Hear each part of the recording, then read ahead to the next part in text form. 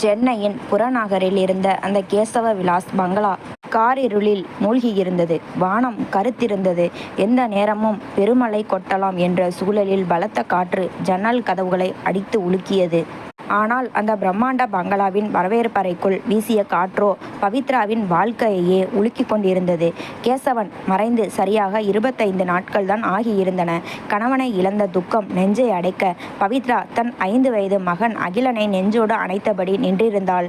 அழுகையும் பயமும் கலந்த முகத்தோடு தாயின் புடவையை இறுக பற்றி கொண்டிருந்தான் அகிலன். அவர்களுக்கு முன்னால் இருந்த விலையுயர்ந்த சோபாவில் அண்ணன் இறந்த துக்கத்தின் தடம் ஏதுமின்றி சொத்துவெறி கண்களில் மின்ன அமர்ந்திருந்தனர் குணசேகரனும் அரவிந்தனும். அருகில் சோபாவின் கைகளில் சாய்ந்தபடி முகத்தில் ஏளன புன்னகையோடு நின்றிருந்தனர் மைத்துனிகளின் மனைவிகளான பார்வதியும் திவ்யாவும். குணசேகரன் கையில் இருந்த சிகரெட்டை புகைத்து கொண்டு பவித்ராவை தீர்க்கமாக பார்த்தான். பாரு பவித்ரா, அண்ணன் இருந்த வரைக்கும் இந்த ஆட்டம் சொகுசு எல்லாம் ஓகே. ஆனா இப்போ பிஸ்னஸ் பயங்கர நஷ்டத்துல போயிட்டு இருக்கு. வங்கி கடன்கள் கழுத்தை நெரிக்குது. இந்த நிலைமையில உன்னையும் உன் மகனையும் எங்களால சுமக்க முடியாது. நீங்க 2 பேரும் இந்த வீட்டை விட்டு உடனே கிளம்பணும் என்றான். அவனது குரலில் துளியும் இரக்கமில்லை. பவித்ரா அதிர்ச்சியில் உறைந்தாள். தன் கணவர் இரவும் பகலும் உழைத்து தன் தம்பிகள் சொகுசாக வாழ வேண்டும் என்பதற்காக திருமணமே செய்து கொள்ளாமல் 30களின் இறுதியில்தான் தன்னை தேடி வந்து மனம் முடித்தார். தன் தாயின் ஏழ்மையை போக்கி இந்த வீட்டின் மகாலட்சுமியாக தன்னை வாழ வைத்த கணவரின் தம்பிகளா இப்படி பேசுகிறார்கள்? என்ன அண்ணன் அப்படி சொல்லிட்டீங்க? அண்ணி இன்னும் அண்ணனோட துக்கத்துல இருந்து கூட மீளல என்று பவித்ரா பாசத்தோடு பேச முற்பட்டாள். ஆனால் சின்ன மைத்துனன் அரவிந்தன் அவளை பேச விடாமல் தடுத்தான். அண்ணி நாடகம் ஆடாதீங்க. அண்ணன் அண்ணன்னு உருகிறீங்களே, அவர் உங்களுக்கு என்ன வச்சுட்டு போயிருக்காரு? வெறும் கையை தானே. அதுவும் இல்லாம நீங்க ஒரு கைம்பெண். அமங்கலமான நீங்க இந்த வீட்டில் இருக்கிறது எங்கள் குழந்தைகளுக்கு நல்லது இல்லை. உங்கள் பையன் அகிலன் வேற ரொம்ப திமிர் பிடிச்சவனா தெரிகிறான். அவன் கூட எங்கள் பசங்க பழகினா கெட்டு போயிடுவாங்க. நாளைக்கு ஊருக்குள்ளே கேசவனோட விதவை இந்த வீட்டில் சும்மா உட்கார்ந்து திங்கிறான்னு தப்பாக பேசுவாங்க. எங்கள் பசங்க கல்யாண வயசுக்கு வரும்போது இதெல்லாம் பெரிய குடும்ப பிரச்சனையாகும். அதனால் மரியாதையாக கிளம்புங்க என்று நஞ்சை கக்கினான். திவ்யாவும் பார்வதியும் அவனுக்கு தாளம் போடுவது போல், ஆமாம், எங்கள் ஃப்ரெண்ட்ஸ் எல்லாம் வீட்டுக்கு வரும்போது இவங்களை பார்த்துட்டு ஏதேதோ கேட்குறாங்க. எங்களுக்கு ரொம்ப அசிங்கமாக இருக்குது என்றனர். வார்த்தைகள் ஒவ்வொன்றும் பவித்ராவின் இதயத்தில் ஈட்டியாக பாய்ந்தது. அண்ணன் உயிருக்கு போராடி கொண்டிருந்த போது மருத்துவமனையில் ஒரு நாள் கூட இரவு தங்கி பார்க்காதவர்கள் இவர்கள். பவித்ரா தான் தன் கைகளால் கேசவனுக்கு பணிவிடை செய்தாள். அப்போது கூட பிஸ்னஸ் பணத்தை கொள்ளையடிப்பதிலேயே குறியாக இருந்த இந்த துரோகிகள் இன்று தன்னை நடு தெருவுக்கு தள்ளுகிறார்கள் என்பதை அவளால் நம்ப முடியவில்லை. திடீரென பவித்ராவின் முகத்தில் ஒரு புதிய கம்பீரம் பிறந்தது. கண்ணீரை துளைத்து கொண்டு அகிலனை தான் பின்னால் மறைத்து நின்றாள். என் கணவரின் உழைப்பில் அவர் போட்ட பிச்சையில் படித்து வளர்ந்து இன்று காரில் சுற்றும் நீங்கள் என்னை வெளியாக்குகிறீர்களா? குணசேகரன், அரவிந்தன், உங்க இருவருக்கும் கல்யாணம் பண்ணி வச்சது என் கணவர். உங்க மனைவிகள் கழுத்துல மின்னும் நகைகள் என் கணவர் வாங்கினது. அண்ணன் உடம்பு முடியாம படுத்திருந்தப்போ ஒரு சொட்டு தண்ணி கூட கொடுக்காத கல் நெஞ்சக்காரங்க நீங்க. என் மகனின் உரிமையை நான் விடமாட்டேன். இது என் கணவர் கட்டிய கோட்டை என்று இடி முழக்கமாக கூறினாள். குணசேகரன் நக்கலாக உறக்க சிரித்தான். கோட்டையா? அது அண்ணன் இருந்த வரைக்கும். இப்போ அண்ணன் இல்லை பவித்ரா. சட்டப்படி இந்த பங்களாவும் பிஸ்னஸும் எங்க பேருக்கு மாறப்போகுது. அண்ணன் மருத்துவமனையில இருந்தப்போ பிஸ்னஸ் கவனிச்சது நாங்க தான். அதுக்காக செலவு, அண்ணனோட மருத்துவ செலவு எல்லாத்தையும் கணக்கு காட்டி உங்க பையனோட பங்கை நாங்க எப்போதோ கழிச்சிட்டோம். இப்போ இந்த வீட்டில் உங்களுக்கு ஒரு சென்ட் இடம் கூட கிடையாது. போலீஸை கூப்பிட்டு உங்களை கழுத்தை பிடிச்சு வெளியே தள்ளுறதுக்கு முன்னாடி நீங்களா போனால் உங்கள் மானம் தப்பும் என்றான் அரவிந்தன் ஆக்ரோஷமாக. அவர்களின் கண்கள் பேராசையாலும் பண வெறியாலும் அலைபாய்ந்தன.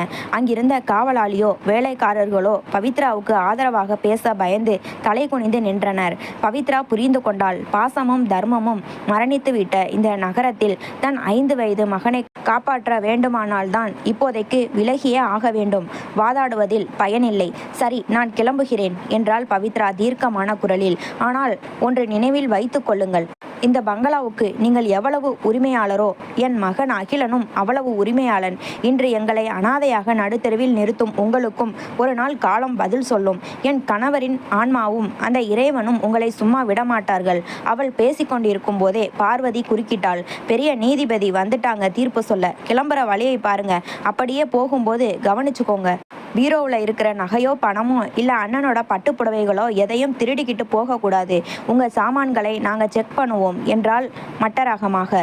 பவித்ரா அவளை ஏளனமாக பார்த்து சிரித்தாள். உங்கள் காகித கப்பல் போன்ற இந்த சொத்துக்களின் மீதோ நகைகளின் மீதோ எனக்கு என்றும் ஆசை இருந்ததில்லை. இந்த வீட்டை விட்டு நான் எதையும் எடுத்து செல்ல மாட்டேன். என் கணவரின் நினைவாக இருக்கும் அந்த பழைய நீல நிற துணிப்பையை தவிர. அரவிந்தன் சந்தேகத்துடன் கண்களை சுருக்கினான். அந்த பையில என்ன இருக்கு? அண்ணன் ஏதும் ரகசிய பணம் செக் புக் வச்சிருக்காரா? இல்லை, அதில் என் கணவர் தன் கையால் எழுதிய கவிதைகளும் அவரோட வாழ்க்கை நாள் குறிப்புகளும் மட்டும்தான் இருக்கு. அதுதான் என் கணவர் எனக்கு விட்டு சென்ற ஆக சிறந்த சொத்து. அதை எடுத்து செல்ல எனக்கு முழு உரிமை இருக்கிறது என்றால் உறுதியாக. குணசேகரன் கேலியாக சொன்னான். ஓ, அந்த பழைய குப்பை புத்தகங்களா? அதை வச்சு நீ என்ன வேணா பண்ணிக்கோ. எப்படியும் நாளைக்கு ரூமை கிளீன் பண்ணும்போது அதை நாங்கள் பழைய பேப்பர்காரன் கிட்ட தான் போட போறோம். அதை தவிர ஒரு ஊசியை கூட கை வைக்க கூடாது. ஜாக்கிரதை, கிளம்பு. பவித்ரா தன் கணவரின் அறைக்குள் நுழைந்தாள். அந்த அறையில் இன்னும் கேசவனின் வாசனை, அவர் பயன்படுத்திய மருந்துகளின் மனம் அப்படியே வீசியது.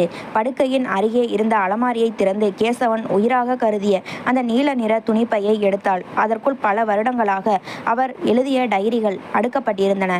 அதை தன் நெஞ்சோடு அணைத்து கொண்ட போது பவித்ராவுக்குள் ஒரு விவரிக்க முடியாத தைரியம் பிறந்தது. பையை தோளில் மாட்டிக்கொண்டு அகிலனின் கையை இறுக பற்றினாள். பங்களாவின் பிரம்மாண்ட படிக்கட்டுகளில் இறங்கி அந்த வரவேற்பறையை கடந்து வாசலை நோக்கி நடந்தாள். பின் தொடர்ந்து வந்த மைத்துனர்களும் அவர்களின் மனைவிகளும் கூட அவளது அந்த கம்பீரமான நடையை கண்டு ஒரு நிமிடம் மிரண்டனர். பங்களாவின் பெரிய இரும்பு கேட்டை நோக்கி பவித்ரா நடந்தபோது வானம் பொத்துக்கொண்டு ஊழிகால மழை போல் கொட்டத் தொடங்கியது. மின்னல் வெட்டி இடி இடித்தது. பவித்ராவும் அகிலனும் அந்த நள்ளிரவு மலையில் நனைந்தபடி, கையில் ஒரு பைசா கூட இல்லாமல், தலை சாய்க்க ஒரு கூரையும் இல்லாமல் அந்த பிரம்மாண்ட எல்லையை கடந்து இருண்ட சாலையை நோக்கி நடந்தனர். அவர்கள் பின்னால் கேசவ விலாஸ் பங்களாவின் பிரம்மாண்ட கதவுகள் பலத்த சத்தத்துடன் மூடப்பட்டன.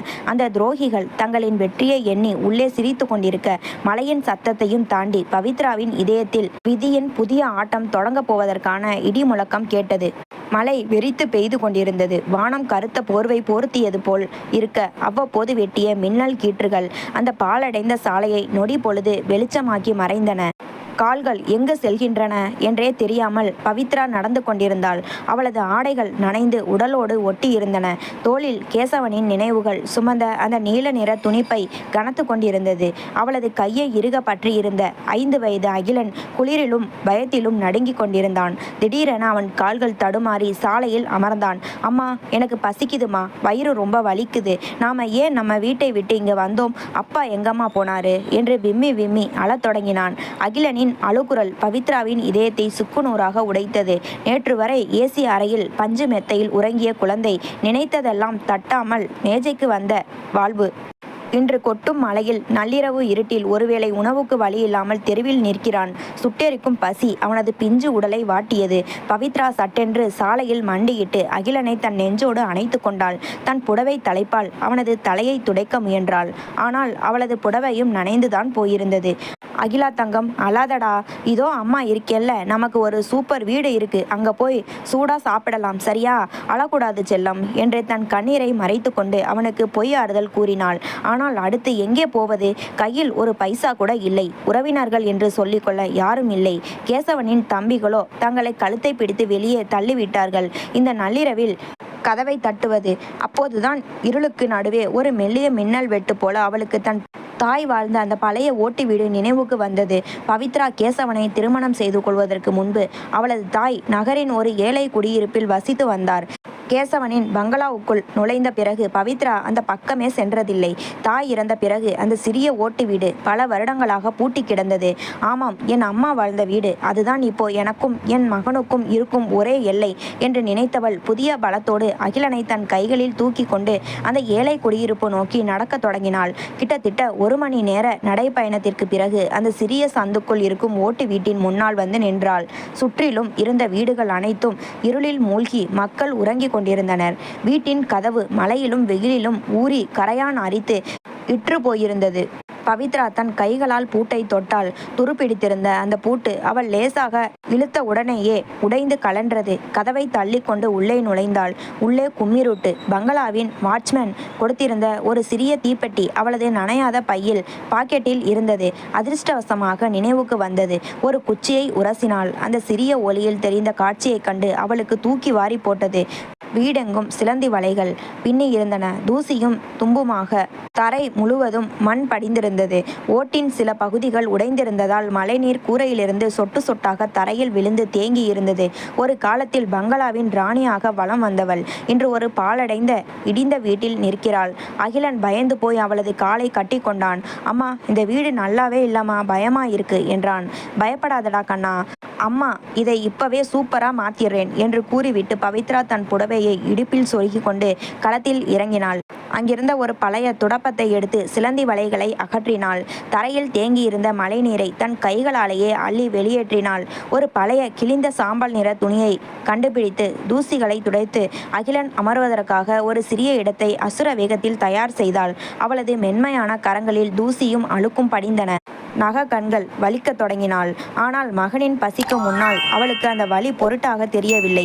சுத்தம் செய்து முடித்ததும் அகிலனை அங்கே அமர வைத்தாள். ஆனால் அவனது பசி அழுகை ஓயவில்லை. அம்மா, வயிறு ரொம்ப வலிக்குதுமா, ஏதாச்சும் கொடுங்கம்மா என்று அவன் ஏங்கினான். பவித்ராவுக்கு என்ன செய்வதென்று புரியவில்லை. பசியால் தன் குழந்தை துடிப்பதைக் கண்டு அவளது சுயமரியாதை ஒரு நிமிடம் பின்வாங்கியது. வேறு வழியின்றி அக்கம் பக்கத்து வீடுகளின் கதவை தட்ட முடிவு செய்தாள். மழையிலும் நனைந்தபடி பக்கத்து வீட்டு ஓட்டு கதவை மெதுவாக தட்டினாள். யார் அது இந்த நேரத்தில் என்ற முணுமுணுப்புடன் ஒரு முதிய பெண்மணி கதவை திறந்தார். அவர்தான் அந்த பகுதியின் மூத்தவரான மாரியம்மாள். முன்னால் நின்ற பவித்ராவை பார்த்ததும் மாரியம்மாள் அதிர்ந்து போனார். ஏய் பவித்ரா, இல்ல இது காமாட்சி மகள் பவித்ரா தானே நீ? ஒரு பெரிய கோடீஸ்வரனை கல்யாணம் பண்ணிக்கிட்டு போனவ இந்த நள்ளிரவுல ஏன் இப்படி நனைஞ்சுக்கிட்டு நிற்கிற? என்னாச்சுமா என்று பதற்றத்துடன் கேட்டார். பவித்ராவின் கண்களிலிருந்து கண்ணீர் அருவியாக கொட்டியது. பாட்டி, என் கணவர் இறந்துட்டாரு. அவரோட தம்பிகள் என்னை வீட்டை விட்டு துரத்திட்டாங்க. கையில் ஒரு பைசா கூட இல்லை. என் பையன் 5 வயது குழந்தை பசியால துடிக்கிறான் பாட்டி. சாப்பிட ஏதாச்சும் இருந்தா கொடுங்க பாட்டி என்று கையேந்தி அழுதாள். கேசவனின் தர்ம பத்தினியாக காரில் மட்டுமே வந்து பழகிய ஒரு பெண் இன்று ஒரு வேளை கஞ்சிக்காக தன் வாசலில் கையேந்தி நிற்பதைக் கண்டு மாரியம்மாளின் நெஞ்சம் உருகியது. ஐயோ கொடுமையே, அந்த பாவிங்க இப்படி பண்ணிட்டாங்களா? நீ உள்ள வாமா என்று பவித்ராவை உள்ளே அழைத்து தன் வீட்டில் இருந்த பழைய கஞ்சியையும் சுட சுட இருந்த கொஞ்சம் துவையலையும் ஒரு பாத்திரத்தில் எடுத்து கொடுத்தார். இதை முதல்ல குழந்தைக்கு கொடுமா என்றார். பவித்ரா அந்த உணவை வாங்கி கொண்டு ஓடி வந்து அகிலனுக்கு தன் கைகளால் ஊட்டினாள்.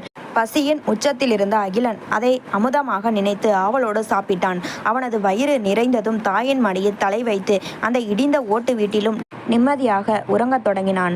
மகன் உறங்குவதை பார்த்த பவித்ரா ஜன்னல் வெளியே பெய்து கொண்டிருந்த மழையையும் அந்த இருண்ட நள்ளிரவையும் வெறித்து பார்த்தாள். அவளது கண்களில் இருந்த கண்ணீர் காய்ந்து அங்கே ஒரு புதிய வைராகிய கனல் எரிய தொடங்கியது. தன் கணவரின் உழைப்பில் தம்பிகள் வாழ தான் இன்று நடுத்தெருவில் நின்று கையேந்திய அவமானம் அவளது இரத்தத்தை கொதிக்க வைத்தது. கேசவனின் பையில் இருந்த டைரியை தொட்டு பார்த்தாள்.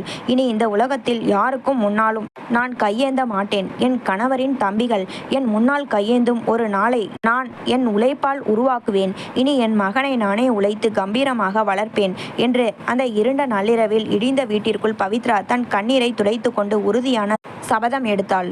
மறுநாள் காலை விடிந்தபோது மழை நின்றிருந்தது. ஆனால் பவித்ராவின் வாழ்வில் சூழ்ந்திருந்த வறுமையின் மேகங்கள் களைவதாக இல்லை. உடைந்த ஓட்டுக்கூரையின் இடுக்குகள் வழியே வந்த சூரிய ஒளி அந்த சிறிய அறையின் தரை முழுவதும் படிந்திருந்த வறுமையை பளிச்சென்று காட்டி கொடுத்தது. அகிலன் இன்னும் தூங்கி கொண்டிருந்தான். பவித்ரா எழுந்து முகம் கழுவிவிட்டு தன் நிலையை யோசித்தாள். நேற்று வரை பங்களாவில் ஏவலாட்கள் சூழ வாழ்ந்தவள் இன்று அடுத்த வேளை உணவுக்கு வழியில்லாத ஏழை. மாரியம்மாள் பாட்டி நேற்று இறக்கப்பட்டு உணவளித்தார். ஆனால் தினசரி அடுத்தவர் தயவில் வாழ்வது பவித்ராவின் சுயமரியாதைக்கு இழுக்கு. அந்த துரோகிகள் முன்னால் தான் மீண்டும் தலை நிமிர்ந்து நிற்க வேண்டும் என்றால் அதற்கு உழைப்பு ஒன்றே வழி என்பதை அவள் ஆழமாக உணர்ந்தாள். மெதுவாக தன் கணவரின் நினைவுகள் சுமந்த அந்த நீல நிற துணிப்பையை திறந்தாள். அதற்குள் இருந்த கேசவனின் டைரி ஒன்றை எடுத்து புரட்டினாள். அதன் முதல் பக்கத்தில் கேசவனின் கம்பீரமான கையெழுத்தில் ஒரு கவிதை வரிகள் இருந்தன. வியர்வை சிந்தும் கரங்களுக்கு விதியும் ஒரு நாள் தலை வணங்கும். வறுமை என்பது தற்காலிக தடை, வைராக்கியமே உன்னத ஆயுதம். அந்த வரிகளை வாசித்த போது பவித்ராவின் நாடிகளில் இரத்தம் சுழன்றடித்தது. தன் கணவர் தங்களுக்கு புகட்டிய உழைப்பின் தத்துவம் இதுதான். நான் தோற்று போகக்கூடாது. என் கணவரின் ஆன்மா என்னை உற்று நோக்கி கொண்டிருக்கிறது. என் மகனை நான் ஒரு ராஜாவாக வளர்ப்பேன் என்று தனக்குள்ளே சொல்லிக் கொண்டாள். வறுமையின் அடியில் அவளுக்குள் ஒரு புதிய வைராகியம் உதித்தது. முதலில் அந்த பகுதி மக்களுக்கு தான் இங்கே தங்கியிருப்பது தெரிய வந்தது. பவித்ரா பட்டப்படிப்பு படித்தவள் என்பதால் அந்த ஏழை குடியிருப்பில் இருக்கும் கூலி தொழிலாளர்களின் குழந்தைகளுக்கு தனியார் பாடம் எடுக்கலாம் என்று முடிவு செய்தாள். அன்றே மாரியம்மாள் பாட்டியின் உதவியோடு அந்த சந்தில் இருந்த சில பெற்றோர்களை சந்தித்தாள். உங்க பிள்ளைகளுக்கு நான் சாயங்காலம் பாடம் சொல்லித்தரேன். உங்களால் முடிஞ்ச ஒரு சின்ன தொகையை ஃபீஸா கொடுங்க என்றாள். பவித்ராவின் கனிவான பேச்சும் அவளது குடும்ப பின்னணியும் தெரிந்த அந்த மக்கள் தங்கள் பிள்ளைகளை அவளிடம் அனுப்ப சம்மதித்தனர். ஆனால் டியூஷன் மூலம் வரும் வருமானம் மட்டும் வாடகைக்கும் அகிலனின் தேவைக்கும் போதாது. பவித்ராவுக்கு கல்லூரியில் படிக்கும் போதே தையல் கலை அசாத்தியமாக வரும். பங்களாவில் இருந்தபோது பொழுதுபோக்குக்காக டிசைன் செய்தவள் இன்று அதை தன் வாழ்வாதாரமாக மாற்ற துணிந்தாள். அந்த பகுதியில் இருந்த ஒரு பழைய தையல் கடையின் உரிமையாளரை சந்தித்து தனக்கு தைக்க துணிகள் தருமாறு கேட்டாள். அவளது தேவை அறிந்து அவரும் சில பிளவுஸ்கள் மற்றும் சுடிதார்களை தைக்க கொடுத்தார். அவர்களிடம் கொஞ்சம் அட்வான்ஸ் வாங்கி ஒரு பழைய தையல் மிஷினை வாடகைக்கு எடுத்தாள் பவித்ரா. அன்றிலிருந்து பவித்ராவின் நாட்கள் உழைப்பின் களமாக மாறின. பகல் முழுவதும் தையல் மிஷினின் சத்தம் அந்த ஓட்டு வீட்டிற்குள் ரிங்காரமிட்டது. மாலை நேரத்தில் அந்த சிறிய கூரை அறைக்குள் 10-15 ஏழை குழந்தைகள் வந்து அமர்ந்தனர். அவர்களுக்கு பவித்ரா அன்போடு கல்வி புகட்டினாள். கைரேகைகள் அழியும் அளவிற்கு பட்டு போன்ற அவளது மென்மையான கைகள் தையல் மிஷினின் சக்கரத்தை திருப்பி திருப்பி தழும்பேறின. ஊசி குத்தி விரல் நக கண்கள் இரத்தம் கசிந்தன. கத்தரிக்கோள் பிடித்து பிடித்து பெரு விரலில் தடிமனான தழும்பு உண்டானது. ஆனால் அந்த வலிகளை விட அவளுக்குள் இருந்த வைராகியத்தின் வேகம் அதிகமாக இருந்தது. இந்த வறுமை பாதையில் பவித்ராவுக்கு பெரும் ஆறுதலாக இருந்தது. அகிலன் தான் பங்களாவின் சொகுசில் நினைத்த பொம்மைகளுடனும் விலை உயர்ந்த உணவுகளுடனும் வளர்ந்த 5 வயது பிஞ்சு இன்று ஒரே நாளில் எல்லாவற்றையும் இழந்து நின்றது. ஆனால் தன் தாயின் கஷ்டத்தை அந்த பிஞ்சு மனம் எப்படியோ புரிந்து கொண்டது. மாலை நேரத்தில் அம்மா தைத்து கொண்டிருக்கும் போது அகிலன் அருகில் வந்து அமர்வான். அம்மா, உனக்கு கை வலிக்குதா? நான் வேணா மிஷின் சக்கரத்தை சுத்தட்டுமா என்று கேட்பான். அவன் கேட்கும் போதெல்லாம் பவித்ராவின் கண்கள் பனிக்கும். பசியால் வயிறு கிள்ளினாலும் அம்மா கொடுக்கும் வெறும் கஞ்சியை ஒரு வார்த்தை மறுப்பு சொல்லாமல் குடித்துவிட்டு தாயோடு அந்த வறுமையை தாங்கிக் கொண்டான். பங்களாவின் பஞ்சு மெத்தை இல்லை என்றாலும் அந்த இடிந்த ஓட்டு வீட்டின் தரையில் பாய் விரித்து தாயின் மடியில் தலை வைத்து அமைதியாக உறங்க பழகி கொண்டான். ஒவ்வொரு நாளும் நள்ளிரவில் வேலைகள் அனைத்தும் முடிந்த பிறகு பவித்ரா கேசவனின் டைரியை திறப்பாள். அதில் கேசவன் உழைப்பால் எப்படி உயர்ந்தார், தன் தம்பிகளை எப்படி தன் பிள்ளைகள் போல் வளர்த்தார் என்ற கதைகள் எழுதப்பட்டிருந்தன. அவர்கள் துரோகம் செய்யட்டும் பவித்ரா, நீ தர்மத்தின் பக்கம் நில் என்று கேசவனே நேரில் வந்து தனக்கு ஆறுதல் சொல்வது போல் அவளுக்கு தோன்றும். வறுமையின் அடியில் உதித்த அந்த வைராகியம் பவித்ராவை ஒரு சாதாரண பெண்ணிலிருந்து புயலை எதிர்கொள்ளும் ஒரு இரும்பு பெண்மணியாக மாற்றிக்கொண்டிருந்தது. பவித்ராவையும் அவளது 5 வயது மகன் அகிலனையும் நள்ளிரவு கொட்டும் மலையில் வீட்டை விட்டு விரட்டியடித்த பிறகு கேசவ விலாஸ் பங்களாவில் ஒரு புதிய இருள் குடியேறியிருந்தது. ஆனால் அங்கிருந்த துரோகிகளுக்கு அது இருளாக தெரியவில்லை. மாறாக தங்கள் பேராசை நிறைவேறிய மகிழ்ச்சியாக தெரிந்தது. ஒரு வழியா அந்த சனியனை வீட்டை விட்டு துரத்தியாச்சு. இனி இந்த சாம்ராஜ்யத்துக்கு நாம தான் ராஜாக்கள் என்று பங்களாவின் சொகுசு சோபாவில் சாய்ந்து கொண்டு மது கோப்பையை கையில் ஏந்தினான் அரவிந்தன். குணசேகரனும் அவனது மனைவிகளான பார்வதியும் திவ்யாவும் அந்த பிரம்மாண்ட வரவேற்பறையில் நின்று கொண்டு இனி எதையெல்லாம் தங்கள் வசமாக்கி கொள்ளலாம் என்று கணக்கு போட்டு கொண்டிருந்தனர். கேசவன் அண்ணன் இரவும் பகலும் உழைத்து சேர்த்த சொத்துக்கள், வங்கி கணக்குகள், தொழிற்சாலைகள் அனைத்தும் இப்போது இவர்களின் காலடியில் கிடந்தன. மறுநாள் காலையிலேயே தங்களின் ஆட்டத்தை அதிகாரப்பூர்வமாக தொடங்கினர். கேசவன் இண்டஸ்ட்ரீஸ் தலைமை அலுவலகத்தின் பிரம்மாண்ட நாற்காலியில் குணசேகரன் வந்து அமர்ந்தான். அவனுக்கு பக்கத்து நாற்காலியில் அரவிந்தன் கால் மேல் கால் போட்டு அமர்ந்திருந்தான். அவர்கள் செய்த முதல் வேலை அந்த நிறுவனத்தின் அஸ்திவாரமாக விளங்கிய கேசவனின் நம்பிக்கைக்குரிய பழைய மேலாளர் சொக்கலிங்கத்தை உள்ளே அழைத்ததுதான். 30 வருடங்களாக கேசவனுடன் தோளோடு தோள் நின்று அந்த நிறுவனத்தை நேர்மையான வழியில் வளர்த்தவர் அவர். என்ன சொக்கலிங்கம், அண்ணன் இருந்தப்போ நீங்க சொல்றது தான் சட்டமா இருந்திருக்கு. ஆனா இனிமே இந்த கம்பெனியோட MD நான் தான். அண்ணன் போன 25 நாள்ல நீங்க கணக்கு காட்டின ஃபைல்ஸ் எதையும் எனக்கு பிடிக்கல. லாபம் ரொம்ப கம்மியா இருக்கு என்றான் குணசேகரன் அதிகார தோரணையில். சொக்கலிங்கம் அமைதியாக ஆனால் உறுதியாக பதிலளித்தார். தம்பி, கேசவன் தம்பி உயிரை கொடுத்து இந்த நிறுவனத்தை நடத்தினாரு. தரம், நேர்மை, உழைப்பு, இது 3ம் தான் நம்ம கம்பெனியோட கொள்கை. நம்ம வாடிக்கையாளர்களுக்கு கொடுக்கிற பொருட்களை என்னைக்கும் தரம் குறையக்கூடாதுன்னு அண்ணன் சொல்லுவாரு. அதனால தான் லாபம் கம்மியா தெரிஞ்சாலும் மார்க்கெட்ல நம்ம கம்பெனி பேரு சிங்கக்கோட்டை மாதிரி இருக்கு. அரவிந்தன் மேஜையை தட்டி உரக்க சிரித்தான். கொள்கையாவது கோட்டையாவது அதெல்லாம் அண்ணனோட போயாச்சு சொக்கலிங்கம். பிஸ்னஸ்னா 4 பேரை ஏமாத்தணும், குறுக்கு வழியில் 4 காசு பார்க்கணும். அதுக்கு உங்கள் பழைய பஞ்சாங்கம் செட் ஆகாது. உங்களோட சர்வீஸை நாங்கள் இதோட முடிச்சுக்கலாம்னு இருக்கோம். உங்கள் கணக்கை பார்த்துட்டு கம்பெனியை விட்டு உடனே கிளம்புங்க என்றான் அலட்சியமாக. சொக்கலிங்கம் அதிர்ந்து போனார். தம்பிகளா, கேசவன் தம்பியோட வியர்வை துளிகள் இந்த கம்பெனியோட ஒவ்வொரு செங்கலிலையும் இருக்கு. அண்ணியையும் குழந்தையையும் விரட்டினதுக்கே அந்த பாவம் உங்களை சும்மா விடாது. இப்போ பிஸ்னஸையும் குறுக்கு வழியில் கொண்டு போக பார்க்குறீங்க. நீங்கள் விதைக்கிற பேராசை உங்களையே அழிக்க போகிற வீழ்ச்சியோட விதை. இதை ஞாபகம் வச்சுக்கோங்க என்று எச்சரித்துவிட்டு தன் பதவி கடிதத்தை மேஜை மீது எரிந்துவிட்டு வெளியேறினார். அன்றே அந்த நிறுவனத்தின் நேர்மையும் தரமும் மரணிக்க தொடங்கின.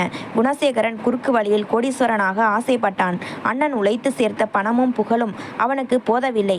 ராக்கெட்டை போல ஒரே நாளில் பணத்தின் உச்சிக்கு செல்ல நினைத்தான். தொழிற்சாலைக்கு தேவையான தரமான மூலப்பொருட்களை வாங்குவதை நிறுத்தினான். சந்தையில் மிகவும் மலிவான தரம் குறைந்த பொருட்களை குறைந்த விலைக்கு வாங்கி அதை அண்ணனின் பிராண்டட் பெயரில் அதிக விலைக்கு விற்க தொடங்கினான். சில சப்ளையர்களிடம் ரகசியமாக கமிஷன் வாங்கி கொண்டு நிறுவனத்தின் கணக்குகளை எழுதினான். மறுபுறம் அரவிந்தனோ முற்றிலும் திசை மாறி போனான்.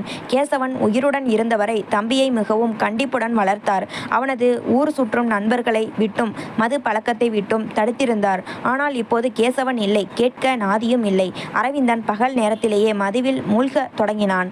கம்பெனி பணத்தை அள்ளிக்கொண்டு சொகுசு விடுதிகளுக்கும் கேளிக்கை விடுதிகளுக்கும் சென்று தன் ஆடம்பர நண்பர்களோடு பணத்தை கரியாக்கினான். கம்பெனி நிர்வாகத்தை பற்றி அவனுக்கு எந்த கவலையும் இல்லை. வாரத்திற்கு ஒரு முறை வந்து காசோலைகளில் கையெழுத்து போட்டுவிட்டு பணத்தை அள்ளி கொண்டு போவதே அவனது வழக்கமாக மாறியது. தம்பிகள் இப்படி பிஸ்னஸை சீரழிக்க பங்களாவில் இருந்த அவர்கள் மனைவிகளோ பணத்தை அள்ளி இறைப்பதில் ஒருவருக்கொருவர் போட்டி போட்டனர். பார்வதியும் திவ்யாவும் ஒருவரை ஒருவர் தாழ்த்தி காட்ட வேண்டும் என்பதற்காகவே தினமும் நகைக்கடைகளுக்கும் ஆடம்பர துணிக்கடைகளுக்கும் சென்றனர். அவ 5 சவரன்ல நெக்லஸ் வாங்கினா, நான் 10 சவரன்ல வைரம் வாங்குவேன் என்று கேசவனின் உழைப்பை தண்ணீராக இறைத்தனர். பங்களாவில் இருந்த பழைய நேர்மையான வேலைக்காரர்களை விரட்டிவிட்டு தங்களின் சொகுசுக்காக அதிக சம்பளத்தில் புதிய ஆட்களை நியமித்தனர். தினமும் பங்களாவில் ஆடம்பர விருந்துகளும் பார்ட்டிகளும் அரங்கேறின. கேசவன் என்ற உன்னத மனிதன் தன் வாழ்நாளை தியாகம் செய்து தன் இரத்தத்தை வியர்வையாக சிந்தி வளர்த்த அந்த சாம்ராஜ்யத்தின் அஸ்திவாரம் கொஞ்சம் கொஞ்சமாக ஆட்டம் காண தொடங்கியது. நேர்மையும் தர்மமும் மனிதாபிமானமும் இல்லாத அந்த பங்களாவில் கேசவனின் உழைப்பு என்ற புனிதமான நீர் பேராசை என்ற வெயிலில் கொஞ்சம் கொஞ்சமாக காய்ந்து கரைய தொடங்கியது.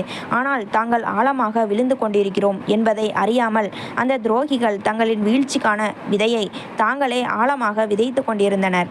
காலச்சக்கரம் வேகமாக உருண்டோடியது. பவித்ராவை வீட்டை விட்டு விரட்டி சரியாக 1 வருடம் முடிந்திருந்தது. அந்த ஓராண்டுக்குள் கேசவன் 30 ஆண்டுகள் ரத்தம் சிந்தி வளர்த்த கேசவன் இண்டஸ்ட்ரீஸ் சாம்ராஜ்யம் தடம் தெரியாமல் தலைகீழாக மாறியிருந்தது.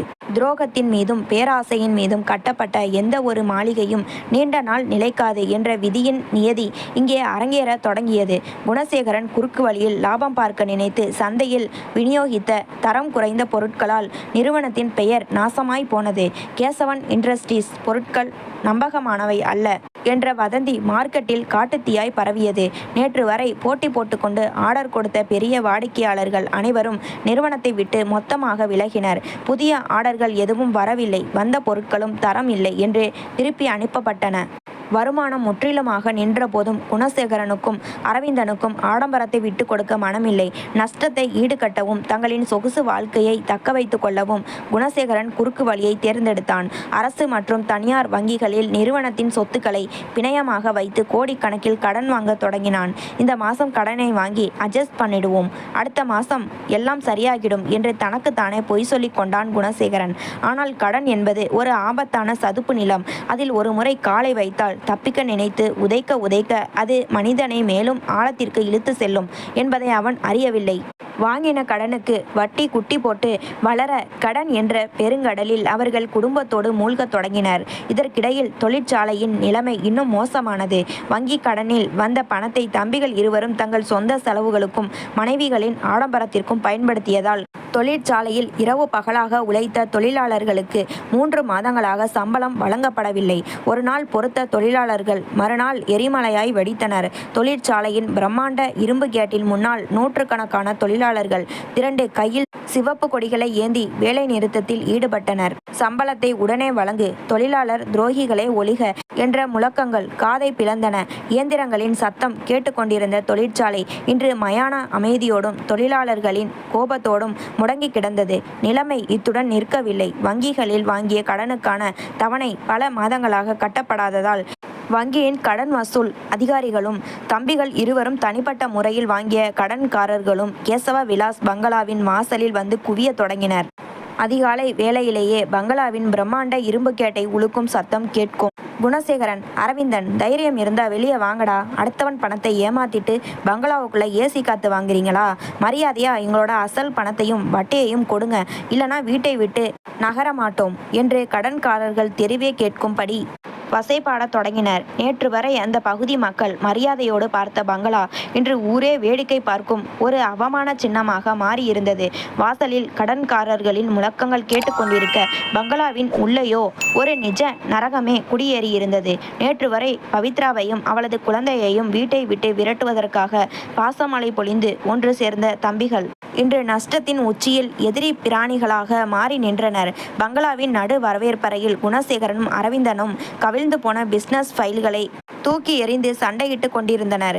எல்லாம் உன்னாலதாண்டா என்று அரவிந்தனின் சட்டையை பிடித்து உலுக்கினான் குணசேகரன். கம்பெனி நஷ்டத்துல போகும்போது கூட அறிவு இல்லாம லட்சமா பணத்தை எடுத்துக்கிட்டு போய் குப்பிலையும் பார்ட்டிலையும் ரம் அடிச்சிட்டு திரிஞ்சியே, உன் ஆடம்பரத்தால தாண்டா கம்பெனி இன்னைக்கு நடு தெருவுல நிக்குது என்று கத்தினான். அரவிந்தன் அவனது கையை உதறி தள்ளினான். என் மேல தப்பா சொல்றியா? நீ பண்ணன அயோக்கியத்தனம் எனக்கு தெரியாதா?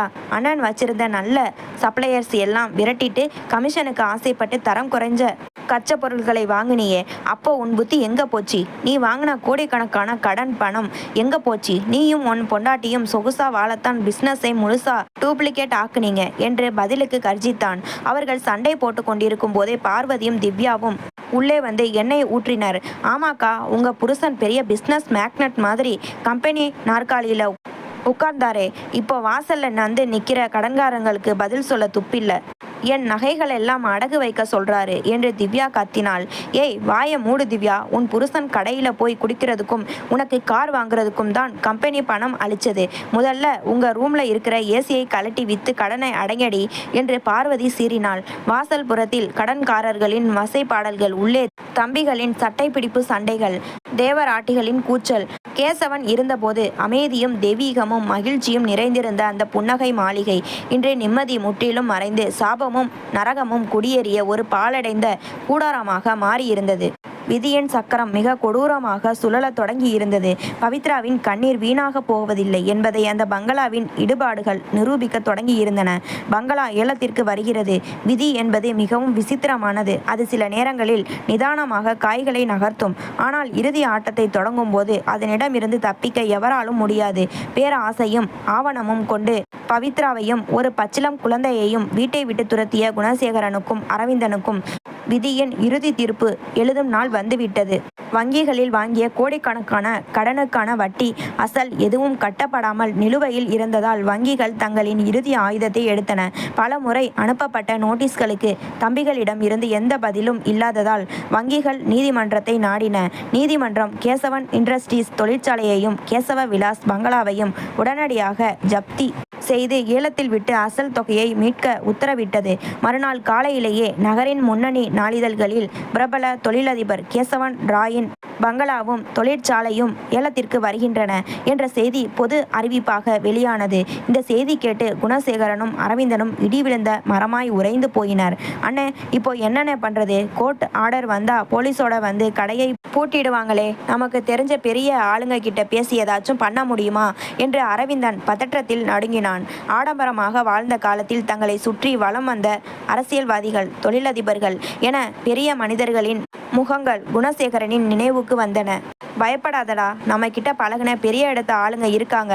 யார்கிட்டயாச்சும் கைமாத்த பணம் வாங்கி இந்த நோட்டீஸை தற்காலிகமா நிறுத்திடலாம் என்று வீண் பிடிவாதத்தோடு கூறினான் குணசேகரன்.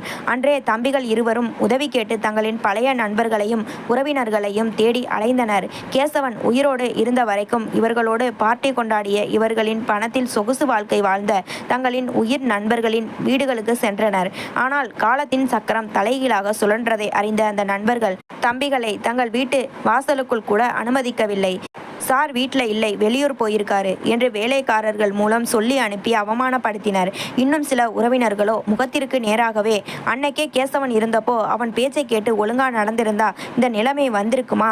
அண்ணியையும் பையனையும் துரத்துனப்பவே உங்க குடும்பம் விளங்காதுன்னு எங்களுக்கு தெரியும், எங்க கிட்ட காசு இல்லை, கிளம்புங்க என்று முகத்தில் அடித்தாற்போல் பேசி துரத்தினர். ஆபத்து காலத்தில் தங்களை நம்பியவர்கள் அனைவரும் முகத்தை திருப்பி கொண்ட போதுதான் பணத்தை மட்டுமே நம்பி அவர்கள் வாழ்ந்த வாழ்க்கையின் போலித்தனம் அவர்களுக்கு புரிந்தது. கையேந்தி நின்ற இடங்களிலெல்லாம் அவமானத்தை மட்டுமே பரிசாக பெற்றுக்கொண்டு தம்பிகள் இருவரும் விரக்தியின் உச்சத்தில் பங்களாவுக்கு திரும்பினர். ஆனால் அங்கே அவர்களுக்காக மரண அடி காத்து கொண்டிருந்தது. பங்களாவின் வாசலில் 2 போலீஸ் வாகனங்களும் நீதிமன்ற அதிகாரிகளின் காரும் வந்து நின்றன. பங்களாவை சுற்றிலும் நூற்றுக்கணக்கான அக்கம் பக்கத்து மக்கள் வேடிக்கை பார்த்து கொண்டிருந்தனர். அதிகாரிகள் கையில் நீதிமன்ற உத்தரவோடு பங்களாவின் உள்ளே நுழைந்தனர். Mister Gunasekaran, mister Aravindan, court உத்தரவுப்படி இந்த பங்களா இப்போ நீதிமன்ற கட்டுப்பாட்டுக்கு வருது. நீங்க எல்லாரும் உங்களோட உடைமைகளை மட்டும் எடுத்துக்கிட்டு இப்போவே இந்த வீட்டை விட்டு வெளியேறணும் என்றார் முதன்மை அதிகாரி கராரான குரலில். சார் ப்ளீஸ் சார், எங்களுக்கு இன்னும் 1 வாரம் டைம் கொடுங்க, நாங்க பணத்தை ரெடி பண்ணிடுறோம் என்று குணசேகரன் அதிகாரியின் கையை பிடித்து கெஞ்சினான். நோ சான்ஸ், ஏற்கனவே உங்களுக்கு பல முறை டைம் கொடுத்தாச்சு. சட்டப்படி இப்போவே நீங்க வீட்டை காலி பண்ணணும், இல்லைனா போலீஸை வச்சு உங்களை அப்புறப்படுத்த வேண்டியிருக்கும் என்று அதிகாரி எச்சரித்தார்.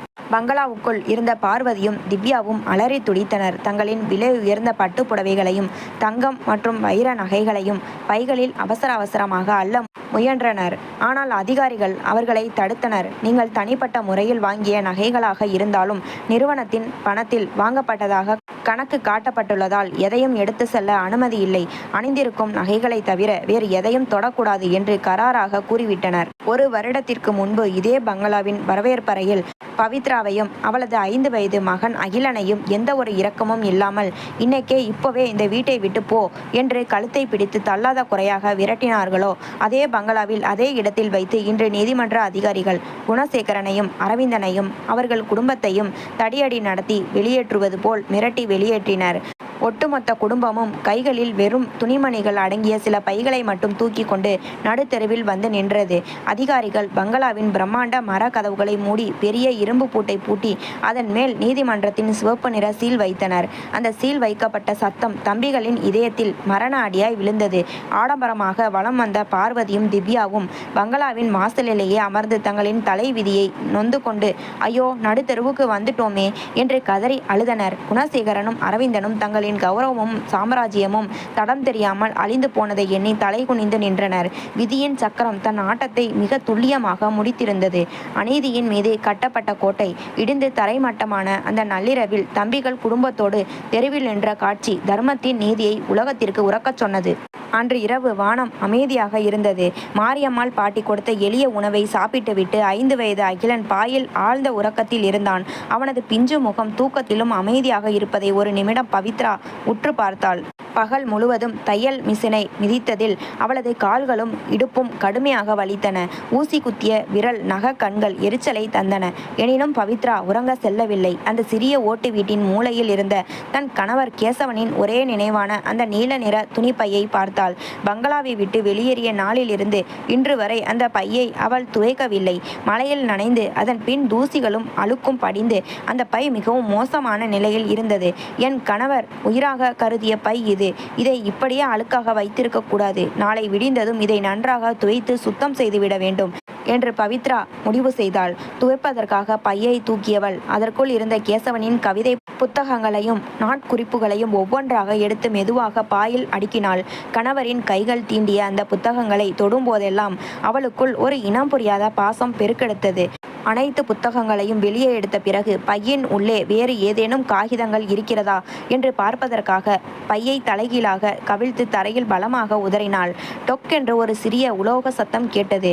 பவித்ரா குனிந்து பார்த்தாள். பையில் அடியிலிருந்து ஒரு சிறிய பளபளப்பான பித்தளை சாவி தரையில் விழுந்து கிடந்தது. பவித்ரா ஆச்சரியத்துடன் அந்த சாவியை தன் கையில் எடுத்தாள். அது ஒரு சாதாரண சாவி அல்ல, மிகவும் பாதுகாப்பான வங்கியின் ரகசிய லாக்கர் சாவி என்பதை அவளது கைகள் உணர்ந்தன. அந்த சாவியின் நடுவே 6349 என்ற எண் மிக துல்லியமாக பொறிக்கப்பட்டிருந்தது. இந்த சாவி எப்படி இந்த பைக்குள் வந்தது? என் கணவர் இதை ஏன் என்னிடம் சொல்லவில்லை என்று பவித்ரா குழப்பமடைந்தாள். சந்தேகத்துடன் அந்த நீல நிற துணிப்பையின் உட்பகுதியை தடவி பார்த்தாள். பையில் அடிமட்டத்தில் மிக ரகசியமாக துணியின் நிறத்திலேயே ஒரு சிறிய உள் பாக்கெட் தைக்கப்பட்டிருப்பதை அவள் கண்டுபிடித்தாள். குணசேகரனும் அரவிந்தனும் பையை சோதித்திருந்தால் கூட அவர்களின் கண்ணில் படாதவாறு அது மிகவும் சாதுரியமாக வடிவமைக்கப்பட்டிருந்தது. பவித்ரா அந்த ரகசிய பைக்குள் தன் விரல்களை விட்டு துளாவினாள். அங்கே மடிக்கப்பட்ட ஒரு காகிதம் இருந்தது. படபடக்கும் இதயத்தோடு அதை வெளியே எடுத்தாள். அது ஒரு கடிதம். காகிதத்தை விரித்த போது பவித்ராவின் கண்கள் பனித்தன. அது அவளது கணவர் கேசவனின் தனித்துவமான கையெழுத்து. ஆனால் வழக்கம் போல நேர்த்தியாக இல்லாமல் மரண படுக்கையில் இருந்தபோது நடுக்கத்தோடு எழுதப்பட்ட வரிகளாக அவை இருந்தன. பவித்ரா விளக்கு வெளிச்சத்தில் அந்த கடிதத்தை வாசிக்கத் தொடங்கினாள். என் அன்பான பவித்ராவுக்கு, நீ இந்த கடிதத்தை வாசித்து கொண்டிருக்கிறாய் என்றால் நான் இந்த உலகத்தை விட்டு பிரிந்து விட்டேன் என்று அர்த்தம். பவித்ரா, என் தம்பிகளான குணசேகரனையும் அரவிந்தனையும் நான் என் பிள்ளைகளாக நினைத்து வளர்த்தேன். ஆனால் அவர்களின் இரத்தத்தில் பாசத்தை விட பேராசையும் வஞ்சகமும் அதிகமாக கலந்திருப்பதை என் மரணப்படுக்கையில் நான் உணர்ந்து கொண்டேன். நான் நோயால் படுத்து கிடந்தபோது நீ எனக்கு செய்த பணிவிடைகளையும் உன்னுடைய தூய்மையான அன்பையும் நான் அறிவேன். ஆனால் என் தம்பிகளோ நான் எப்போது சாவேன், என் சொத்துக்களை எப்போது சுருட்டலாம் என்ற வெறியோடு என் கட்டிலை சுற்றி வலம் வந்தார்கள். என் மறைவுக்கு பிறகு அவர்கள் உன்னையும் என் 5 வயது மகன் அகிலனையும் இந்த வீட்டை விட்டு இரக்கமில்லாமல் துரத்துவார்கள் என்பது எனக்கு நன்றாக தெரியும். அவர்கள் உன்னை சோதித்து நகைகளையும் பணத்தையும் பறித்து கொண்டு வெறும் கையோடு தான் அனுப்புவார்கள். ஆனால் உலக பற்றற்ற என் தம்பிகள் என் பழைய கவிதை பையையும் டைரியையும் குப்பை என்று நினைத்து உன்னிடம் விட்டுவிடுவார்கள் என்பதும் எனக்கு தெரியும். அதனால்தான் இந்த நீல நிற பைக்குள் உனக்கான சாம்ராஜ்யத்தை நான் ரகசியமாக மறைத்து வைத்திருக்கிறேன். உன் கையில் இருக்கும் அந்த சாவி இந்த நகரத்தின் மிக பெரிய வங்கியில் VIP பிரிவில் இருக்கும் ரகசிய லாக்கருடையது. அதன் எண் 6349. அந்த லாக்கர் முற்றிலும் உன்னுடைய பெயரிலும் உனக்கு பிறகு நம் மகன் அகிலன் பெயரிலும் மட்டுமே திறக்கும்படி சட்டபூர்வமாக நான் உயில் எழுதி வங்கியிடம் ஒப்படைத்து விட்டேன். என் தம்பிகளால் அந்த லாக்கரை தொடக்கூட முடியாது. அங்கு உனக்காகவும் நம் மகனின் எதிர்காலத்திற்காகவும் ஒரு புதிய சாம்ராஜ்யத்தை நான் சேமித்து வைத்திருக்கிறேன். இது உன்னுடைய கற்புக்கும் உன்னுடைய தூய்மையான அன்புக்கும் நீ எனக்கு செய்த பணிவிடைக்கும் அந்த இறைவன் உனக்கு கொடுத்த பரிசு. நீ வறுமையின் நெருப்பில் வெந்து வைராக்கியத்தோடு நிமிரும் நாளில் இந்த சாவி உனக்கு கிடைக்கும் என்று நம்புகிறேன். போய் உன்னுடைய உரிமையையும் நம் மகனின் எதிர்காலத்தையும் மீட்டெடு பவித்ரா. நம் மகனை ஒரு உன்னதமான மனிதனாக வளர்க்க வேண்டியது இனி உன் பொறுப்பு. என்றென்றும் உன்னோடு உன் கணவர் கேசவன். கடிதத்தை வாசித்து முடித்த பவித்ரா அதை நெஞ்சோடு அணைத்து கொண்டு விம்மி விம்மி அழுதாள். அவளது கண்ணீர் அந்த கடிதத்தில் விழுந்து நனைந்தது. ஏங்க, எங்களை அனாதைன்னு நினச்சி இந்த உலகமே கைவிட்ட போகும். நீங்கள் எங்களை மறக்கலையா? இறக்கிறதுக்கு முன்னாடி எங்களுக்காக இவ்வளவு பெரிய பாதுகாப்பை வச்சுட்டு போயிருக்கீங்களா என்று கேசவனின் நினைவுகளில் உருகினாள். அவள் இத்தனை காலம் பட்ட அவமானங்கள், துரோகங்கள், வறுமையின் கொடுமைகள் அனைத்தும் அந்த ஒரு கடிதத்தின் வரிகளால் காணாமல் போயின. அவளுக்குள் இருந்த பலவீனமான பெண் முற்றிலும் மறைந்து ஒரு புதிய பேரரசியின் கம்பீரம் பிறந்தது. கைகளில் அந்த 6349 என்ற எண் பொறிக்கப்பட்ட சாவியையும் கடிதத்தையும் இறுக பற்றி கொண்டாள். அவளது கண்கள் ஜன்னலுக்கு வெளியே நோக்கின. விதியின் சக்கரம் தலைகீழாக சுழன்று விட்டதை அவளது உள்ளுணர்வு சொல்லியது. பங்களாவில் சொகுசாக வாழும் தம்பிகளின் வீழ்ச்சியும் தன் மகனின் எழுச்சியும் நாளையும் விடியலில் தொடங்கப் போகிறது என்ற அசாத்தியமான தைரியத்துடன் பவித்ரா விடியலுக்காக காத்திருந்தாள். மறுநாள் காலை சூரியன் வழக்கத்தை விட அதிக பிரகாசத்துடன் உதித்தது போல இருந்தது. பவித்ரா விடியற் காலையிலேயே எழுந்து தன் எளிய பருத்தி புடவையை நேர்த்தியாக உடுத்தி கொண்டாள். அகிலனுக்கும் சுத்தமான ஆடைகளை அணிவித்தாள். வறுமையின் வடுக்கள் அவளது முகத்தில் இருந்தாலும் இன்று அவளது கண்களில் தெரிந்த கம்பீரமும் வைராகியமும் அவளுக்கு ஒரு தனித்துவமான அழகை தந்தன. கணவர் கேசவன் கொடுத்த கடிதத்தையும் 6349 என்ற எண் பொறிக்கப்பட்ட அந்த விசித்திரமான சாவியையும் தன் கை பைக்குள் பத்திரமாக வைத்து கொண்டு அகிலனின் கையை பிடித்து நகரின் முதன்மை வங்கி நோக்கி புறப்பட்டாள். அந்த பிரம்மாண்டமான கார்ப்பரேட் வங்கியின் உள்ளே பவித்ரா நுழையும் போது அங்கிருந்த ஏசி காற்றும் பளபளப்பான பளிங்கு தரைகளும் அவளுக்கு அவளது பழைய பங்களா வாழ்க்கையை நினைவூட்டின. நேராக வங்கியின் முதன்மை மேலாளரின் அறைக்கு சென்றாள். அறையின் கதவை தட்டி உள்ளே நுழைந்த பவித்ராவை பார்த்ததும் நாற்காலியில் அமர்ந்திருந்த மேலாளர் ராகவன் சட்டென்று எழுந்து நின்றார். அவர் கேசவனின் நீண்ட கால நண்பர் மற்றும் அவரோட அசாத்திய உழைப்பை மதித்தவர். அண்ணி நீங்களா? உங்களை இந்த நிலைமையில பார்ப்பேனே நினைக்கல. கேசவன் சார் மறைவுக்கு அப்புறம் குணசேகரனும் அரவிந்தனும் பண்ணின அக்கிரமங்கள் எல்லாம் என் காதுக்கு வந்தது. உங்களை தேட முயன்றேன். ஆனா நீங்க எங்க இருக்கீங்கன்னு தெரியல என்று ராகவன் மிகுந்த வருத்தத்துடன் கூறினார். பவித்ரா மென்மையாக புன்னகைத்தாள். பரவாயில்லை சார், காலம் எல்லாத்துக்கும் ஒரு விடை வச்சிருக்கு. என் கணவர் இறக்கிறதுக்கு முன்னாடி எனக்கு ஒரு கடிதமும் இந்த சாவியும் கொடுத்திருந்தார். இதை உங்ககிட்ட காட்ட சொன்னார் என்று கூறி சாவியையும் கேசவன் எழுதிய அதிகாரப்பூர்வ வங்கி ஆவணத்தையும் அவரிடம் நீட்டினாள். அந்த சாவியையும் ஆவணத்தையும் பார்த்த அடுத்த நொடி மேலாளர் ராகவனின் முகத்தில் ஒரு நிம்மதியும் வியப்பும் கலந்த புன்னகை மலர்ந்தது. அப்படியே அண்ணன் நினைச்ச மாதிரியே நடந்துடுச்சு. கேசவன் சார் சாதாரணமான ஆள் இல்லை அண்ணி. அவர் மரண படுக்கையில் இருந்தப்போவே தன் தம்பிகளின் பேராசையை முன்கூட்டியே கணிச்சிட்டாரு. அவங்க கம்பெனியையும் பங்களாவையும் அழிப்பாங்கன்னு அவருக்கு தெரியும். அதனால தான் தம்பிகளுக்கு தெரியாம தன் சொந்த உழைப்புல வந்த லாபத்தை முழுசா இந்த லாக்கர்ல சேமிச்சு உங்களோட தனிப்பட்ட கணக்குக்கு மாத்திட்டாரு.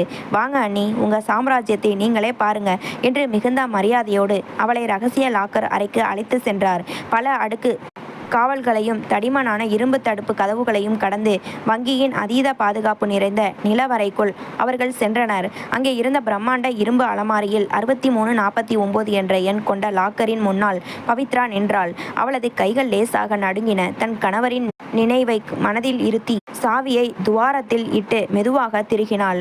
கிளிக் என்ற சத்தத்துடன் அந்த இரும்பு கதவு திறந்தது. உள்ளே இருந்த காட்சியைக் கண்டு பவித்ராவின் கண்கள் அதிர்ச்சியில் விரிந்தன. அவளது கைகள் தன் வாயை பொத்தி கொண்டன.